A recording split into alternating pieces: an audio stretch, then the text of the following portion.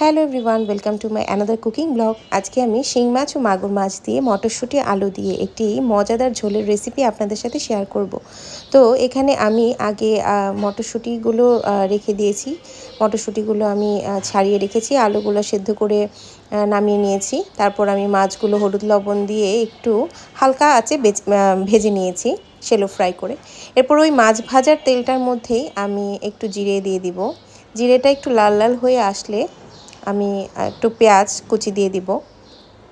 পেঁয়াজ কুচিটা আমি একটু ভালোভাবে ভেজে নেব। যত পেঁয়াজটা লাল লাল ভাজা হবে তত রান্নার যে একটা কালার, ওই কালারটা খুব সুন্দর আসে। তো আমি প্রায় ব্রাউনিশ করে পেঁয়াজটা একটু ভেজে নিচ্ছি। এরপর দিয়ে দিব আমি এখানে মশলা। এখানে জিরে, ধনে, লাল মরিচের গুঁড়ো, হলুদের গুঁড়ো দিয়ে আমি একটা পানি দিয়ে একটা পেস্ট করে রেখেছি। বাই দ্য ওয়ে, এখানে জিরেটা আমি বাটা ইউজ করেছি। তো এখানে মশলাটা একটু কষানো হয়ে গেলে আমি এর মধ্যে সেদ্ধ করে রাখা আলুগুলো দিয়ে মশলাটা আবার আলুর সাথে খুব ভালোভাবে ভেজে নেব। খুব আলু আর মশলা একদম ভাজা হয়ে গেলে এরকম একটা টেক্সচার আসবে। এরপর দিয়ে দিব আমি এখানে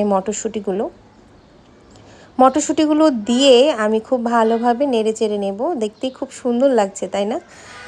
তো খুব ভালোভাবে মশলার সাথে মটরশুঁটি আর আলুগুলো ভাজা হয়ে গেলে আমি এর মধ্যে ঝোলের জন্য অ্যাড করব গরম পানি।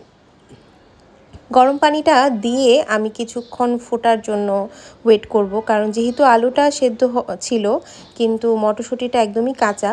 তো আমি এটা কিছুক্ষণ ঢাকনা দিয়ে দিব যাতে করে মটরশুঁটিটা একদম সফট হয়ে যায়।